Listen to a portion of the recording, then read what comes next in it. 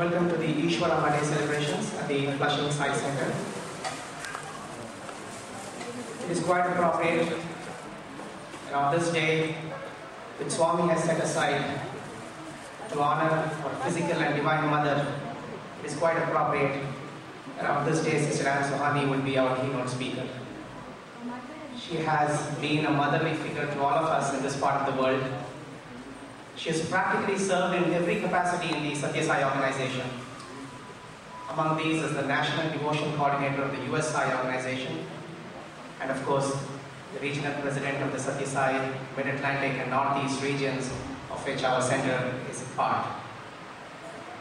By Swami's grace, in the year 1980, she was instrumental in starting the Brooklyn Sai Center, and this was among one of the first Sai centers in North America. What she and her husband, Uncle Bisu, who is also here today, have had tremendous grace from our beloved Lord, and they are here to share Swami's love with all of us. Brothers and sisters, please join me in welcoming these wonderful messengers of our beloved Swami. Sai.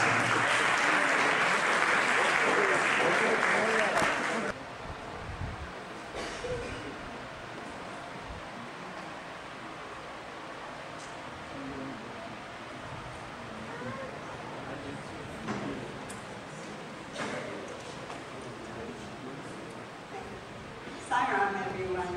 Sairam. Good to see you on Ishwarama Day. And thank you for such a lovely introduction. I just have to make one teeny tiny correction. Brooklyn Center started in 73. The only one older, I think, is Flushing, because she started back around 69. Officially, when the official organization was established in 75, of course, we came on board as official organizations at that time. I thank you very much for inviting us here on this special occasion of Ishwarama Day. It is a day when we remember Mother Ishwarama, and she was blessed to be the mother of our Lord, Sri Sathya Sai Baba. For those who don't know her, but I think everyone here does know her, it's not the day she was born, but the day she entered Samadhi. She was a loving, caring, and tender person, and she treated first the few and then the hundreds of people that came to see Swami with equality and kindness. I never got a chance to meet her because we first went to put a party in 73, and she had passed the year before. But I did get to meet her children, her daughters, and they were just lovely people. And you can often tell the parents by the children. So your children are acting out in ways you don't appreciate. Look at your own behavior and see what you're doing that may be causing them to do this. One of the ladies that we also met that was like a mother to everyone in Prajanti was a lady called Shirdi Ma. There's a book about her called Peda Bhatre. If you get a chance to read it, please do so. I didn't know it a long time ago when I first met her in 73. But she is what you call a real sannyasi, an enlightened being. And if you read her book, Peda Bhatre, you'll see why. To us, she was just a wonderful motherly figure. And Swami used to tease her every time he passed her. By the time I met her, of course, she was very old, and she needed assistance, and they would bring her in a chair. And one morning, through an interpreter, she said to me, "Is that your boy?" Well, I had carried my daughter and son with us that first visit. She was 11, he was 14. And I said, yes, that's my boy. And she said, "Do you know, he ate 10 idlis this morning in the canteen." And I said, "Oh," I didn't know what to say. I said, "Oh, maybe you're not supposed to eat 10. I just didn't know." I said, "Oh, I'll speak to him."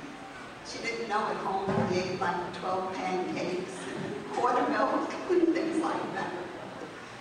But Swami's grace is such that in Prashanti there are many of these elderly, lovely ladies. And if you get a chance to talk to them, they're more than willing, many of them, to tell you their stories. Some of them stretch back to the times when even Swami was young, very young. And we're fortunate to have had that experience. But Mother Ishwarama, a typical worrying mother, Mr. Kasturi once told us a story that when Swami was going to Africa the first time, Ishwarama Mami, she said she charged him with taking care of Swami, being sure that nothing happened to him. He was to watch over him. And Mr. Kasturi used to smile when he would tell us the story, because he would say, here is the Lord of the universe. What am I supposed to do? And just like Yashoda, even though Krishna showed Yashoda, his mother, many miracles, she always saw him as her little boy. And I think we do the same thing as parents. No matter what our children do, no matter what they become, they're our babies. They're our children. And even when we dream about them in our dreams, we dream of them as being young or small and still needing our care and protection. Our side children are just specially blessed. You don't know what grace you have to have these souls sent to you at this time, that Swami is here, present on the earth. We had to find Baba, or so we thought we found him. He let us find him. But these children are born into families that know Baba.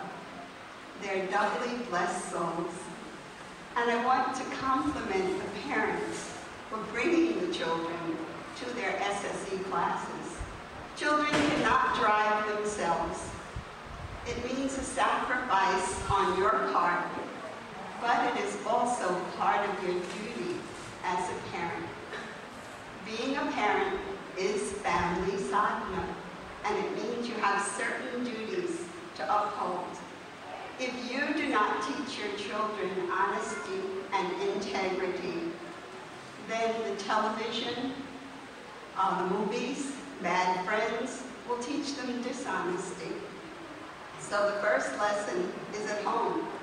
In looking at our children today, at first I was very concerned about all these vampire stories and vampire books and movies that have come out now.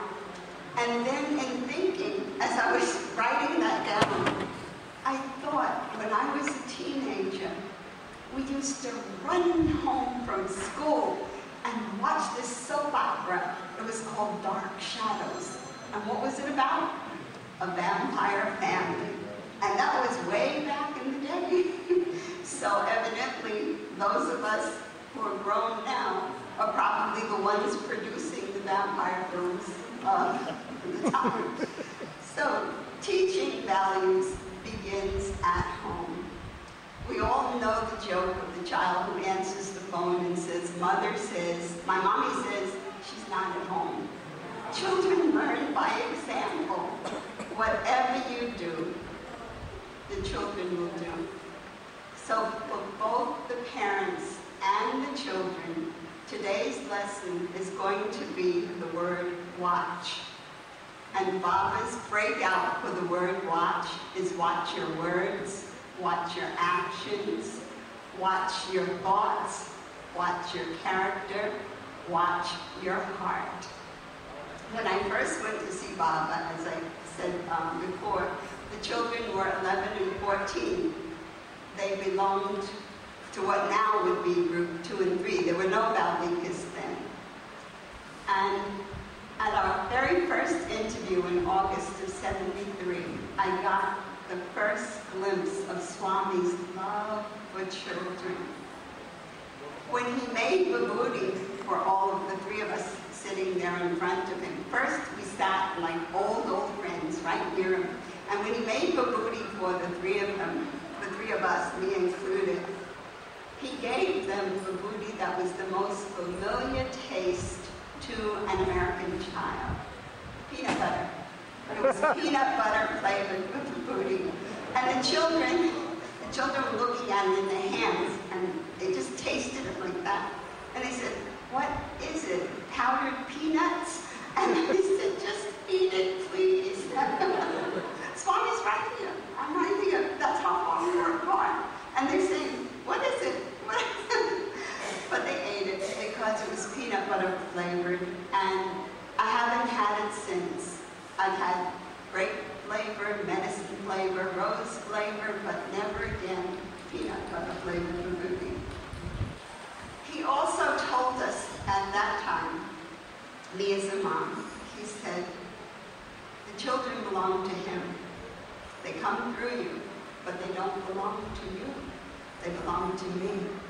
They are my responsibility. Well, I was so glad to hear that because it took a lot off my shoulders. In fact, the very first words, for those of you who haven't heard me speak, the very first words that Swami said to me, as we walked in, it was just the three of us, the two kids and myself, and the very first word, before he even said, "Sit down on the floor," he looked at me and he said, "You worry too much. Morning, noon, and night, you're praying for these children." And then he said, "These children are my responsibility." And then he said, "Sit down." So once he said that, it just sort of tilted. It altered the perspective of our places in the universe. When your children come to you, they're 98, 99% pure. They come from God, straight to you. Their souls are returning. Mental pollution begins in the household. Have you watched children play together? They don't see color. They don't see cats. They see children that can play with them. They walk and they look at each other and they play. I remember when my niece was in Florida, she was graduating from naval school, and I was bringing her little girl, who was not quite 2, maybe she was 20 months, down to see her mother's graduation. And in the airport, this other little girl, my niece's little girl, of course, is black like me, but this other little girl in the airport, she happened to be Caucasian. And the two of them, first they walked up to each other. She was about 2 also. They looked at each other, and then they kissed. And then they just smiled. And my niece came back to me, and the other little girl went back to her mother. And another lady just said, "If we left it to the children, we would be all right." And I said, "That's true." That is what he's telling us. These children come to us pure. They have no prejudices until we start putting them there. They have no fears. If we're afraid of spiders, our children will be afraid of spiders. If we're afraid of snakes or mice, they'll pick that up too. But have you ever watched a child play? One time when I took my niece when she was 10 to Prashanti, and we were staying at a guest house in town, in Bangalore. And the servant came running and he said, Madam, come quick, come quick." So I know she's outside, and I wondered what has happened, that she's only 10. What has happened that he's running to get me like this?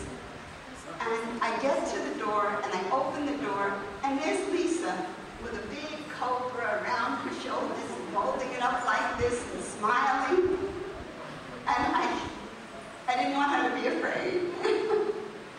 And I said, "Oh, how nice. Take a picture and give the man back the nice name, please." Which she did. But no fear. Now, if I had gone and started yelling and screaming and hollering, "Oh, snake, snake," she would have dropped it. She would have been terrified, everything else. So all of these things, these subtle things they learn from us. Children need boundaries from you. in the form of discipline. You love your children, but you're not their friend. You are their parent. Friends they have by the hundreds in school. Even if they have one or two good friends, better to have one or two good friends, or as Swami says, it's better to have no friends than bad friends. You are the parent. Your job is to instill some discipline, to give them boundaries. You don't have to spank or beat or anything. You can discipline with love. Now and then, well, but discipline with love. Swami said 0 to 5, love. 6 to 12, discipline. 12 to 15, character. 16 on friendship. So until they reach that wonderful age, you are their parent, and your job is to give them boundaries. And the example he gave us was a river with no boundaries that's allowed to flow any and everywhere, overflowing its banks, will be more destructive than constructive. The same applies to our children if we don't give them disciplined lives. Our innate creative energy has to be channeled in constructive activities, such as study, worship, and service. Everything in life can teach you a lesson. And I was thinking of some of the many lessons that we had the opportunity to learn while we were in Prashanti. And some were so simple that a couple of the children helped me to realize. And one was ABC. ABC, Swami says, always be careful, avoid bad company, always be cheerful. And this little ant, big ant really, was crawling. It wasn't the koan hall as we have now, a beautiful palace hall, but it was just the plain ground. It wasn't the sand. It had been cemented over by this time. And this ant was crawling towards the little garden that used to be in the center. Now around were crows that were coming down and bombarding the little creatures heading for the center and picking them up and flying off with them. And this little ant is crawling towards the center. And while we're waiting for Darshan, we're cheering him on. We're saying, you know, keep going, keep going. You only have 1 foot, you only have like 6 inches. And then the little ant stopped, and he started looking around. And then the crow came down, picked him up, and took him off. And I said, how often that happens to us? We're on our way to our goal. We're busy doing what we think we should be doing, 1 foot in front of the other spiritually. And then we get distracted.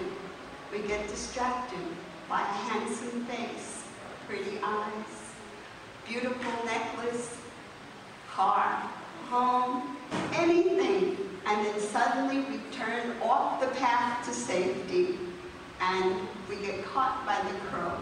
And now we're in the jaws of death, or maybe even death.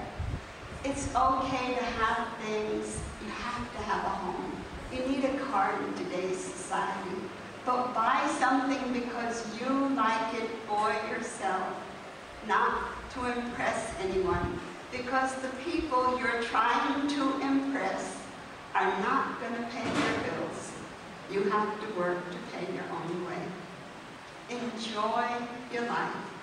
But just remember, everything teaches us a lesson. And one of my favorites, some of you may have heard it, was Swami cares, as you know, for all living creatures.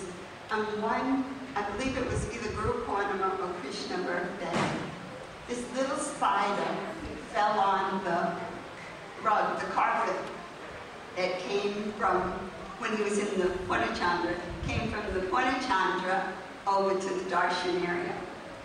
And the Sevadal went and they busily, brushed it away. The spider came back again. I guess he wanted Darshan too. And they took him off gently and they put him on the side.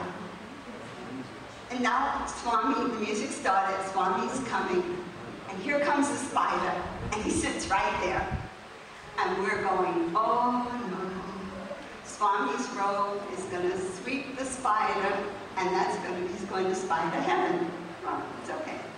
So we're watching as Swami's coming in gently, foot by foot by foot, and the little spider's just sitting there, and Swami's feet are getting closer. So we're watching Swami's feet, we're watching Swami smile, we're watching Swami's feet, we're watching the spider, and then, sure enough, Swami got near the spider, his robe flipped up in the front. He stepped past the spider, his robe flipped up in the back, and he kept walking, and the little spider was sitting right there. There was no wind. Swami did it. So if he's aware of a little tiny living spider, you know he's aware of each and every one of you. And he's aware of everything that you're going through. Sometimes he likes to tease, and that's okay. But just remember, we're it when it comes to his teasing. We're his play. We're all his. And one of my favorite things that happened when we were new and we didn't know any better, and we had been invited into training, and the ladies were in one room, the gents were on the side over here, and Swami had to come down the hall around the corner, and since I was newest, they let me sit right on the corner where he was going to come past. The older ladies did.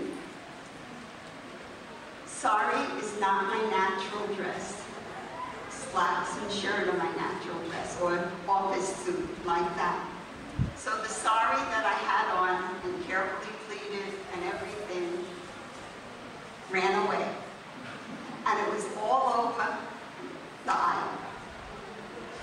And Swami came just as I was trying to retrieve it and, make it presentable. Swami came around the corner at that moment, and he stood right on the sari. And the ladies are telling, and I don't know what to do. I don't know what to do. So I'm sitting there, and some of the old ladies are going like that. They're pointing that Swami's standing on my sari. I know that. He knows it. And I gently start, gently pull a little bit, and Swami looks down, his face, and I don't know what to do. So he moves a little step, but he's still on the side. And finally, the ladies are going like this, and I'm saying, oh Lord, when we get outside, what are they going to say to me? They're never going to let me sit darshan again. And then we get outside. Swami, walks off and he goes talk to the men and tuck the sari. And then we go outside, and the ladies, I'm trying to avoid them, and they come over to me and they said, why didn't you take Pad Namaskar? We were telling you, take Pad Namaskar. Because I didn't know. And Swami knew I didn't know. So it was his way of teasing us. So now we're in a society where we're so busy and everything is so helter-skelter. We have to learn how we can keep God in our thoughts. If not most of the time, at least some of the time. Because right now, I'm afraid, looking at the TV and the news and the paper, that people aren't keeping him in their thoughts any of the time. One ideal way is the word watch, because we have to check the time several times a day. I look up at the time, you look at your watch, and every time you check the time, remember the word watch, but as Swami has translated. W in watch, watch your words. Words now mean not only your talk, but your emails, your texts, your tweets, your Facebook entries, the same rules apply. Baba says our speech should be true, kind, and helpful. Our words should be soft and sweet. And in old volume 6, page 128, I'll read a quote from Swami. If you want to know the way in which you have to observe Sathya, or truth in speech, look into the Gita. It tells you that the best speech is speech that does not create pain or anger or grief to others. The Shastras also say, speak the truth, but speak pleasantly. If speaking the truth will cause grief or pain, keep silent. That is the vow of truth in ordinary daily life. Don't have hypocrisy or crookedness in your speech. Hypocrisy, crookedness, cyberbullying, gossip, all of these, let them go from your speech. And in old volume 7, a talk he gave all the way back in '69, and it applies today. I want you to use your tongue only for your good and the good of others. If you speak harsh to another, he too talks loud and harsh. Angry words cause more angry words. But if you use soft and sweet words, when another is angry towards you, he will calm down. Do not shout. Do not talk longer than necessary. Do not talk when there is no need to talk. And I think we have to sort of remember this, because sometimes we chatter. And I think tweet has taken chattering to new heights.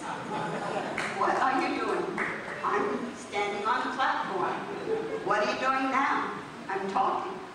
It's like, people, God has given you life. The life is to enjoy God, not to worry what this one's doing, what that one's doing. Your job, the only commandment that to me Swami has given us, other than help ever hurt never, is be happy. How can you be happy constantly tweeting and texting to each other? You're so busy wanting to catch up on this one and that. Think 2 times. Is it necessary? Is it true? Is it necessary? Or as he say, is it true, kind, and helpful? You don't have to oblige, but you can speak obligingly. And just to show you the power of words, we were at a Seva project in Sacred Heart in Jersey.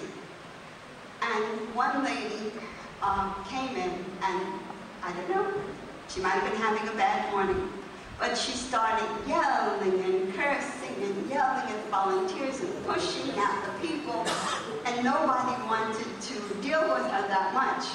So I'm the oldest, so I went over, and I just reached out, and I just touched her arm, and I said, daughter, how can I help you?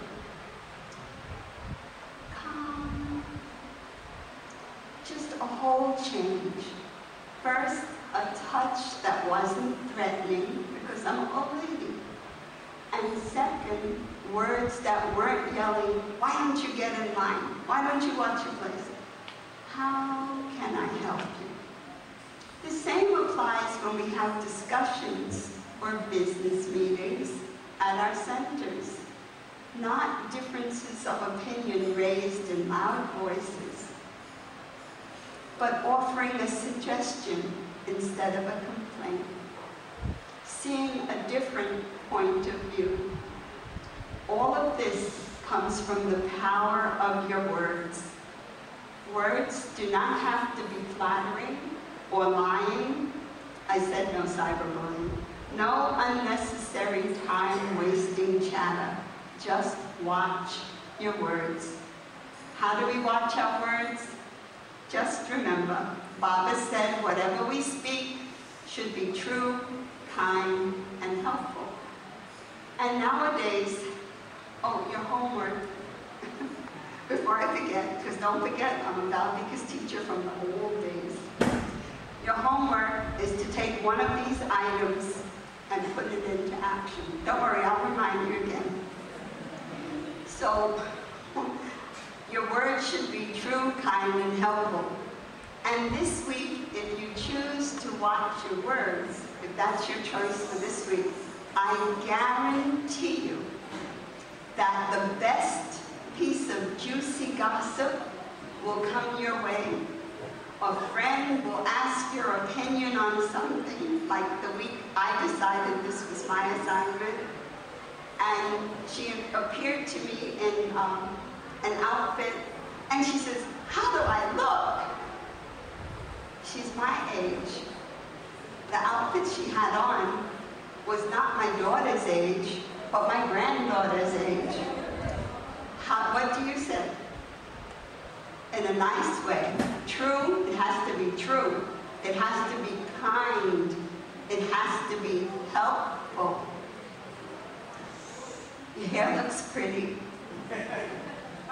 I might add a row of lace around the bottom of that skirt, but that's up to you.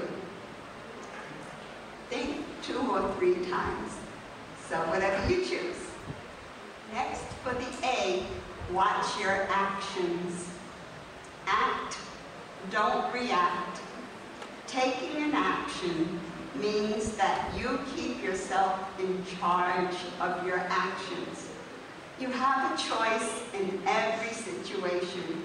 Even if the choice is limited because of circumstances, you can choose your response. And one time, Swami told me, we were talking about free will one day, and Swami smiled. He thought it was so amusing. He says, "You have no free will. Your free will is to be happy or unhappy." That was our free will. Maybe it just applied to our group. I don't know. But he said, your free will is to be happy or unhappy. That's your choice. So if you have a choice in every situation, practice, adapt, adjust, accommodate, which is another one of Swami's sayings. You may not be able to change the circumstances around you, but you can adapt, you can adjust your thought, and you can accommodate whatever has to be accommodated in the situation. I thought of another one. When you think of act, don't react, like Dr. Jim Stein used to say, always say good for me, whatever happens. At the retreat a couple of years back, he said, whatever happens, always say good for me, good for me. And I tell the story about us driving on the highway, and somebody cut in front of my husband as we were going to Robertsville School. And somebody cut in front of Isu, and he wasn't adapting too well. So and I was saying, adapt and just accommodate. And I was saying, good, we're supposed to say good for me, whatever happens. And after we went another block, the poor lady that cut in front of us got broadsided at the next intersection. If she hadn't come in that spot, we would have gotten hit. So you never know why Swami has certain things happen. And if it was our turn to be hit, we would have been. But evidently, somehow, it was changed by His grace. Some of the things that are permitted by our society, and this is where you as parents have to really exercise your control.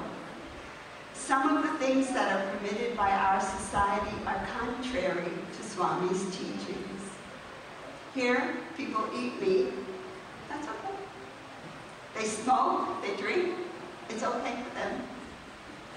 They advertise all kinds of products that are told you need to enhance your ego.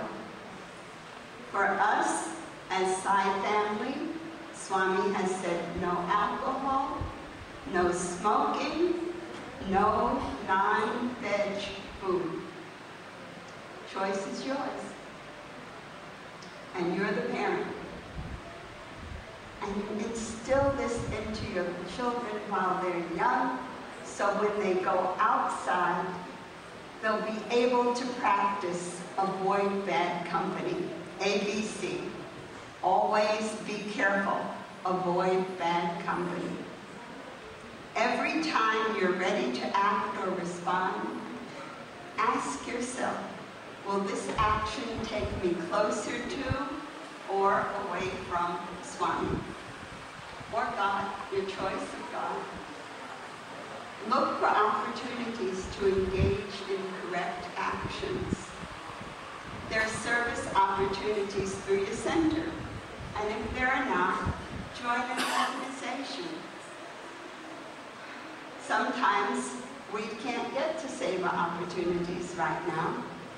And what we do is when we go for our walk in the park, we take a plastic bag and a pair of gloves, of course, and we just pick up the trash. And we thought nothing of it. It was just something that we did in our little park because we walk from one end to the other. That's our daily exercise now that we're older and by His grace retired. And we thought nothing of it until we saw other people starting to do the same thing. Now, we rarely have to pick up anything in the park because other people have come and picked it up already. So now we have to look for something else to do. Take the positive action of being grateful. First, participate in satsang. Being with people of like mind brings Swami closer. When you leave here today, after seeing these young people perform and share their songs and their stories based on Baba's teachings, you are going to be so uplifted. I have never been to a Balvikas, an SSE program where I have not cried at the children's play. They have been so beautiful and so moving, and their purity just shines through. Practice gratitude in all things. I'll tell you about gratitude later if we have time at the end. How do we change our habits if we have bad habits? Take any one of Swami's teachings and practice it for a full day. For actions, use the teaching, do good, be good, see good. Let all of your responses for just one day touch on this. Do good, be good, see good, and see God, see Him in every living being. The T is watch your thoughts. Thoughts are things with energy patterns, and they attract like energy patterns. So much is thrown at you today in all forms of media. You're busy, as I said, texting and messaging, and then you have to worry about you think and worry about what's being said about you on your social word site. Then there's the talk in your head, the constant, I should have said this, or if they do that, I'll do this. Our thoughts never stop. That's why Baba tells us to do namasmarana. Instead of idle chatter in our heads, when we're not focusing on work or a task at hand, think of God. Even sing a song in your head. Take a bhajan that you like, or set words to a tune that you like. That's one of my favorite things. I like a nice song. Tina Turner sings, "You're the best, simply the best." And it's true, He is. He really is. But I'm singing to Swami. I don't know who she's singing to. So do namasmarana. Think of Him. Let the idle chatter go. Swami says in a speech from November 22nd, 1970, the thought manifests as word. The word manifests as deed. The deed develops into habit. The habit hardens into character. So watch the thought and its ways. Let it spring from love. Love that is born out of respect for all beings. For all beings are divine. As you do Namasmarana, you'll find that you become less stressful. You become more peaceful. You even become happy. Think uplifting thoughts, even in a challenging situation. How can I help? Parents, whatever you say to your children will stay with them throughout their lives. If you tell them they're a good child, they'll grow up knowing they're a good child. When you sit with Swami and he pats a man on the back and he says, good man, then everybody looks at that man as a good man. He might not have been, but Swami saw the God in him and said, good man. But I'll tell you, that person will change. And the family will begin to see a good side of him, and he will begin to see the good in himself. So keep positive thoughts and images in your mind. He knows all of your thoughts. Nothing is hidden from him. In fact, the very first time when we were there and I heard Swami was going to Anantapur, and we were in the room, and I said, Swami's going to Anantapur. And I started to cry because I didn't know where Anantapur was. I just bound for the party. And I was standing in the room crying and washing my choli. Those were the days of wash one, wear one. And I was saying, why are you leaving us? I just got here. Why are you leaving us? And hung it up. And I cried myself to sleep because Swami was leaving us to go to Anantapur. The next afternoon, when he called us in, he told me, he said, only listen to what I tell you, not what other people tell you. Only listen to what I tell you. And he followed that up many times over the years, where I may have heard one thing, but I waited to hear what he had to say before I took an action. Do not have thoughts of anger, fear, or worry. Put those feelings all in a box and put them at Swami's feet. Your mind is not a tape of loop or a loop tape of worry. Your mind is all part of you, a divine being that is loved by God. Never forget your worth and who and what you really are. Just keep your mind busy with Namasmarana, and always, always, always, always count your blessings. You only have to open a paper or watch a newscast to know how blessed you are. Watch your character, the seed.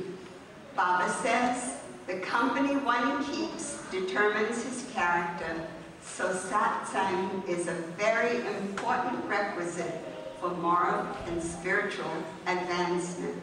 He once told us we were born with the human values already in us, and our SSE program helps to enhance them or bring them forward.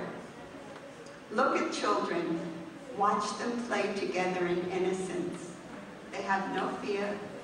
They have no prejudices. Don't give them any. Swami reminds us that if character is lost, all is lost. And we have, as I said, daily examples in our papers. Ask yourself, are you honest? Do you have integrity? Do you give a full day's work for a full day's pay? Are you really studying when you tell your parents you can't help with the chores because you have a test? Do people know they can trust you? Do you avoid gossip? Do you keep your word? In watching your character, remember the golden rule, do unto others as you would have them do unto you.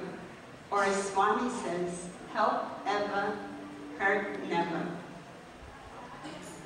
And help ever applies to yourself also. So don't do anything that would cause harm to yourself. Watch your heart. Baba says, have love and Ananda in your heart. Ananda comes from pure sight, pure hearing, pure speech, and pure action. That's from a birthday talk in '78. Keep your heart free from desires which can be so distracting. And in order to help us do this, he gave us the Sealing on Desires program, so that we won't get too distracted by the many beautiful things the world has to offer, because they only pull us away from our path that we're supposed to be on. You enjoy your life, be happy, have the things you want, but having the things you want should not cause your ego to flare up, I have, and should not cause you to go into debt unnecessarily, carrying the heavy weight of a beautiful car that you want to show off to your friends. You don't have to do that. Know that he is in your heart, and he's the inner resident of other hearts also. One young lady in Putta Party asked Swami if heartbreak was real. In other words, she had broken up with a friend, and she was saying, Swami, my heart, it hurts. Is heartbreak real? And Swami said yes, because desires lie in the walls of our heart. Perhaps he was talking of spiritual heart, but all of the desires are lodged there in our heart, and our job is to keep our heart pure from unnecessary, unwanted desires. When our desires are not fulfilled, it hurts the heart. And as I said, maybe that's why he tells us to only let him be the one sitting in our heart. Limit your desires and let Swami occupy the seat in your heart. Watch your words. Speak words that are true, kind, and helpful. Watch your actions. Do good, be good, see good. Watch your thoughts. Watch your character. Watch your thoughts. Love all, serve all. Watch your character. Help ever, hurt never. Watch your heart. Be happy. You have no idea how much he loves you. It's beyond anything you can imagine. And I'll close with Swami's speech from May 1969, when the Baba Viharas was starting in Bombay. I want each one of you to grow into strong, steady, straight persons. Be pure, be full of love, serve those who need your help. Then you shall be worthy members of the Sathya Sai Bala Vihar. Enjoy your life, people. Be happy. Sairam.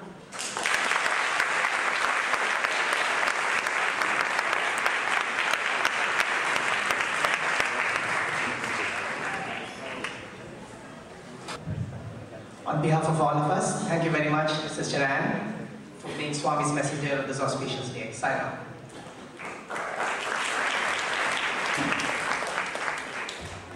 We have a small souvenir as a token of our love. I request Sister Raji to please come up on stage and hand this to Sister Anne. Sairam.